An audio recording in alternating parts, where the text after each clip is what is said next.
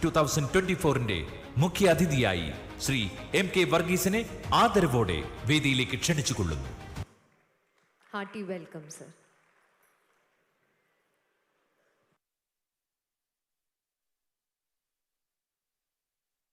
ഇന്നത്തെ യോഗത്തിൻ്റെ അധ്യക്ഷൻ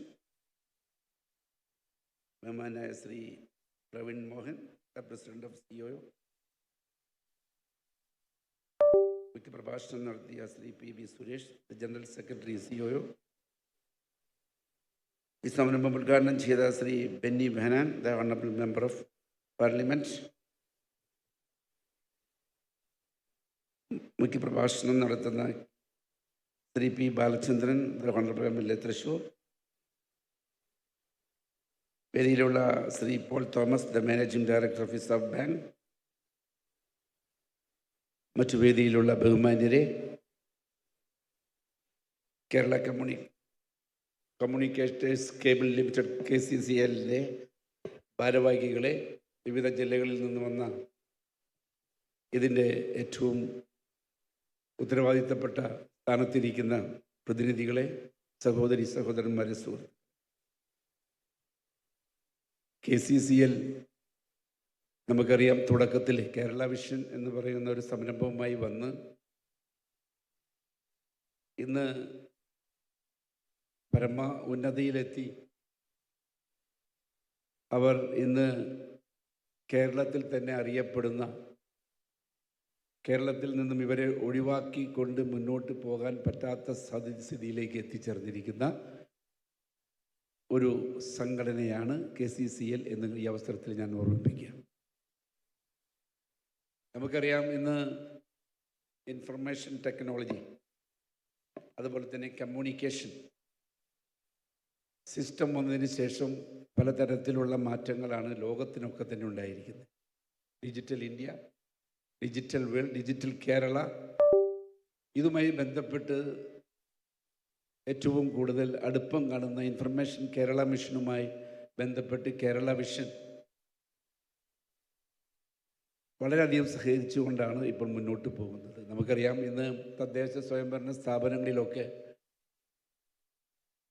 ഈ K-സ്മാർട്ട് സംവിധാനം വന്നിരുമ്പോൾ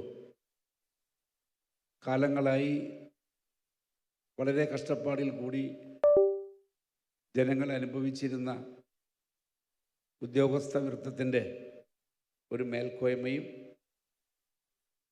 അതിൽ നിന്നൊരു മോചനം ഇന്ന് സാധാരണക്കാരന് കിട്ടാൻ വേണ്ടി ഏറ്റവും കൂടുതൽ ആത്മാർത്ഥമായി പ്രവർത്തിക്കുന്ന ഒരു സംരംഭമാണ് K-സ്മാർട്ട്. അത് വന്ന് ഏകദേശം ഇപ്പോൾ ഒരു വർഷക്കാലമായി. തൃശ്ശൂരിനെ സംബന്ധിച്ച് ഇന്നത്തെ സ്ഥിതി, പഴയ സ്ഥിതി എന്തായിരുന്നു വെച്ചാൽ, പലതും ഒരു വ്യക്തി കോർപ്പറേഷനകത്ത് വന്ന് അവൻ്റെ നികുതി അടയ്ക്കാൻ വന്നാൽ നികുതി അടയ്ക്കാൻ പറ്റാതെ അവൻ കഷ്ടപ്പെടുന്ന ഒരു കാലം. പെർമിറ്റിന് വന്നാൽ 4 മാസം 5 മാസം വരെ കാത്തിരിക്കുന്ന ഒരു കാലത്തിൽ നിന്ന് ഇന്ന് എല്ലാം ഒരു വിരൽ തുമ്പിലേക്ക് നമ്മൾ എത്തിക്കുന്നു. ഒരു വിരൽ തുമ്പിലാണ് ഇപ്പോൾ എല്ലാ കാര്യങ്ങളും നടക്കുന്നത്. നമുക്കറിയാം, പണ്ട് കാലത്ത് വിദേശ രാജ്യത്തുണ്ടായിരുന്ന വിവാഹം കഴിഞ്ഞ് പോയാൽ അവരുടെ രജിസ്ട്രേഷനൊക്കെ നടത്തണമെങ്കിൽ വലിയ ബുദ്ധിമുട്ടാണ്. അവർ ഇവിടെ വരണം. ഇപ്പം എൻ്റെ ഓർമ്മയിലുള്ളത്, നമുക്ക് പലരും ഇവിടെ വന്ന് കഷ്ടപ്പെട്ട് ഇനി രജിസ്ട്രേഷൻ ചെയ്യണമെങ്കിൽ വലിയ ബുദ്ധിമുട്ടാണ്. ഇന്ന് ആ സ്ഥിതിയൊക്കെ മാറി.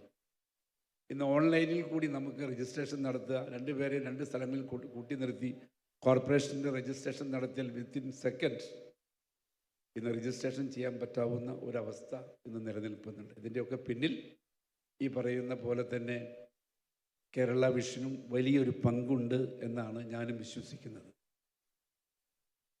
അപ്പോൾ ഇങ്ങനെയുള്ള ടെക്നോളജികളൊക്കെ വരുമ്പോൾ അതിൻ്റെ ഗുണം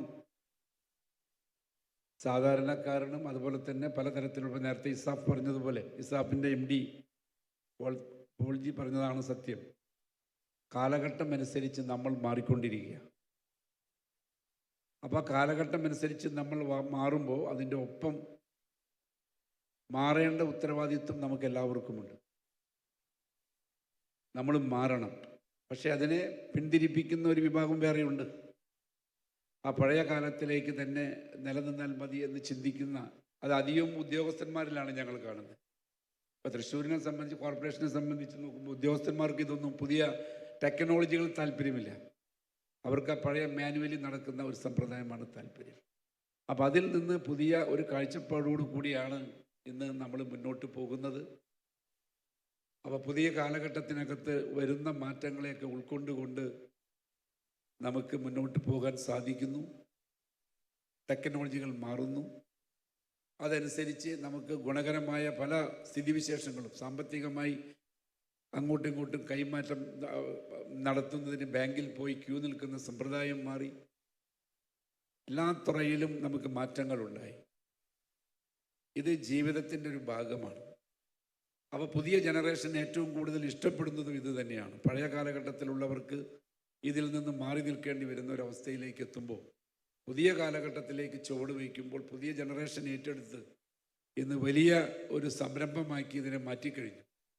അങ്ങനെയുള്ള ഈ സംരംഭങ്ങളിലും പ്രത്യേകിച്ച് കേരളത്തിൽ കേരള വിഷൻ ഇന്ന് ഒന്നാം സ്ഥാനത്ത് തന്നെയാണ് എന്നുള്ളത് പറയാൻ എനിക്ക് യാതൊരു സംശയവുമില്ല, മടിയുമില്ല. കാരണം ഇത് നമുക്കറിയാം, ഇന്ന് കേരള വിഷൻ്റെ തുടക്കത്തിൻ്റെ കാര്യം എനിക്ക് അറിയാവുന്ന ഒരാളാണ്. പലരും ഇവരെ പിന്തള്ളിയുന്ന ഒരു കാലഘട്ടത്തിൽ നിന്ന് അവർ ഇന്ന് പ്രൈവറ്റ് മേഖലയിൽ ഏകദേശം ഒന്നാം സ്ഥാനത്തേക്ക് കുതിച്ചുകൊണ്ടിരിക്കുന്നു എന്ന് പറയാനും എനിക്ക് യാതൊരു വിധത്തിലുള്ള സംശയവുമില്ല. അതിൻ്റെ ഭാഗമായാണ് വിവിധ ജില്ലകളിൽ നിന്നും എത്തിയിരിക്കുന്ന ഇവരെല്ലാവരും കൂടി ആത്മാർത്ഥമായി ഒരു ദിവസത്തെ ഒരു പ്രോഗ്രാം നടത്തി ഇവിടെ നിന്ന് പോകാൻ തയ്യാറായിട്ടുള്ളത് എന്നും കൂടി ഓർമ്മിപ്പിച്ചുകൊണ്ട് എന്നെ വിളിച്ച ഇതിൻ്റെ ഭാരവാഹികളോട് പ്രത്യേകം നന്ദി രേഖപ്പെടുത്തിക്കൊണ്ട് ഞാൻ നിർത്തുന്നു. നന്ദി, നമസ്കാരം.